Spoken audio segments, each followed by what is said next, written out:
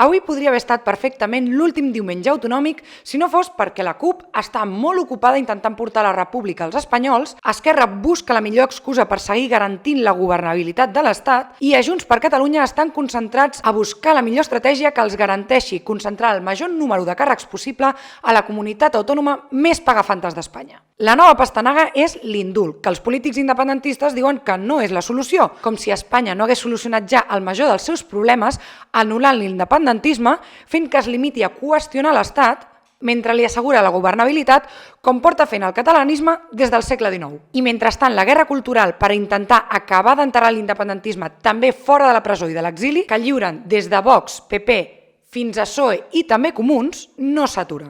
La idea és normalitzar que Catalunya sigui l'únic país del món on el fet que qui hi viu no parli la seva llengua per voluntat pròpia no és una falta de respecte, on treure honors a un líder polític històric per racista és només una necessitat urgent quan es tracta d'una ideologia concreta, o on el pragmatisme polític és entregar totes les teves armes a qui no les entrega i quedar-se només amb la retòrica, és a dir, rendir-se. Es tracta, en definitiva, de normalitzar l'ocupació. És una guerra que no desapareix per no voler que es produeixi, per desitjar-ho molt fort, perquè l'altre sí que la vol, i la lliura.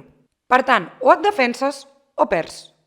Perquè la sola existència de la nació catalana, al llarg de la història, ha donat forma a poder polític contra Espanya i, per tant, fins que no acabin amb ella, no s'aturaran.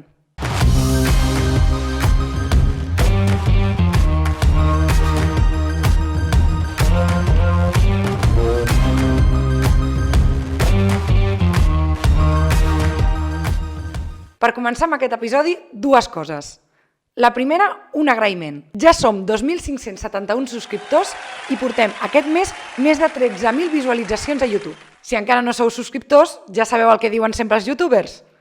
La campaneta aquí baix, subscriure's. La segona qüestió, la setmana vinent no hi haurà programa. Tinc un compromís laboral i haig de marxar fora. La idea és que això no passi. Per això estic estudiant fórmules de finançament per dedicar el gruix del meu temps al programa. Però de cara a la setmana vinent, com que he vist que molts esteu molt actius als comentaris, tant aquí com a Twitter, i no sempre puc respondre a tothom, se m'ha acudit que dijous podríem fer un preguntes i respostes, allò que li diuen un Q&A.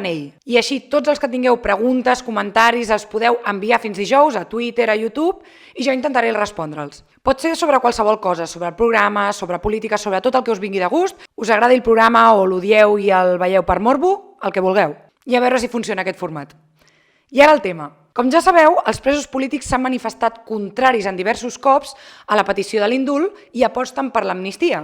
Una opció que no només és impossible amb qualsevol aritmètica parlamentària des de fa 40 anys, sinó que, com la del 1977, no només exoneraria els presos dels seus delictes, sinó que també exoneraria l'Estat dels seus abusos, equiparant víctimes i botxins i sense assumir cap responsabilitat. Ara bé, si l'indult el demana UGT, l'expresident de Societat Civil Catalana, com ens ha de veure rendits aquest personatge si demana l'Estat que ens perdoni, els partits com ara Esquerra Republicana ja tenen l'excusa perfecta per donar a l'Estat tot allò que els demani. No ha dit clarament cap portaveu del partit, però sí Sergi Sol, que ostenta a Esquerra el càrrec de... com es diu?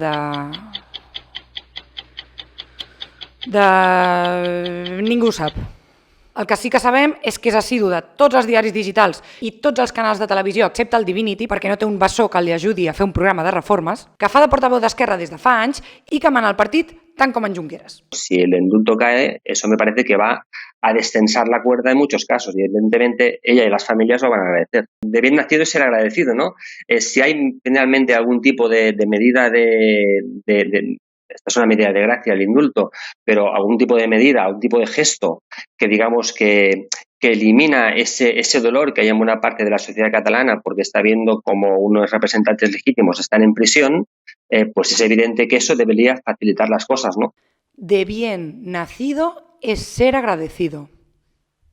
Tant de bo haguéssim pensat això dels votants de l'1 d'octubre que van protegir les urnes amb el seu propi cos. No estaríem aquí, amb Catalunya segrestada des de la presó i des de l'exili. I la CUP, en altres temps autoanomenada antisistema, està dedicada al més sistèmic que hi ha a l'Estat. Col·laborar amb el seu projecte des de les seves pròpies institucions. I mentrestant, ni tan sols abordar el debat de la Declaració Unilateral d'Independència. Per una república espanyola, cada aliada més aviat en tindria poc. Deu ser això el que és ser ingovernables. Ara la seva major obsessió és el rei emèrit, com si fos un problema més gran que qualsevol altra institució de l'Estat. Inclosa la Generalitat, que governi qui governi, col·labora amb l'Estat, o el PSOE, que col·labora amb la fuga del rei Joan Carles, o Podem, que no dimiteix en bloc quan s'entera de la fuga del rei Joan Carles, si no ho sabien, o el Poder Judicial, o la policia, o els mitjans de comunicació, o... També Òmnium Cultural està molt preocupada per intentar salvar els espanyols d'una cosa de la qual no volen ser salvats, com és la monarquia. També estan molt preocupats per la justícia climàtica. No els veig tan preocupats a centrar-se en organitzar un conflicte frontal, obert, no retòric, amb qui considera que no parlar el català per voluntat pròpia és una opció respectable. O que tenir menys català encara en l'única cadena en aquesta llengua que tenim és enriquidor. Enriquidor. Tenir més canals encara en castellà és enriquidor. Digue-li un cors o a un bretó que tenir encara menys bretó i menys cors del que tenen per més francès és enriquidor. Com si les llengües no competissin pels mateixos espais i convisquessin en pau i harmonia en igualtat de condicions, tu. Ni tan sols hem vist a Òmnium, ni a cap partit polític, portar a debat públic per què sempre acceptem, generalment de la mà dels aliadíssims comuns, que la memòria històrica catalana és obsoleta, però la memòria històrica espanyola, com per exemple la republicana, és moderníssima, cosmopolita. Quan el republicanisme espanyol treballa per un projecte que de nou no en té res, que és preservar la unitat d'Espanya, evitant la independència de Catalunya, oferint-li una cara més amable d'Espanya. I com que ens ho creiem, ens caiem el discurs que l'opressor ens vol inculcar, com si no anessin a dir qualsevol cosa que els interessa de nosaltres fem el que fem, només ens atrevim a criticar amb la boca petita, convertir l'entrada del Born Centre Cultural en un espai que en comptes de representar la memòria de 1714 representi una memòria que els interessa més, simplement, com la memòria republicana. Hi ha art al fossar de les Moreres amb carrets del supermercat, o retirar honors a líders polítics nacionalistes per declaracions tant o menys racistes que la d'altres dirigents amb qui no s'atreveixen, i ens conformem amb que a la inversa ho hem de reflexionar, ho hem de consensuar, ho hem de posposar, perquè el que els molesta no són fets com el racisme, o la defensa de la llengua, o la unilateralitat, perquè quan venen d'Espanya ve que xiulen. Els molesta el projecte independentista, perquè treballen pel projecte espanyol.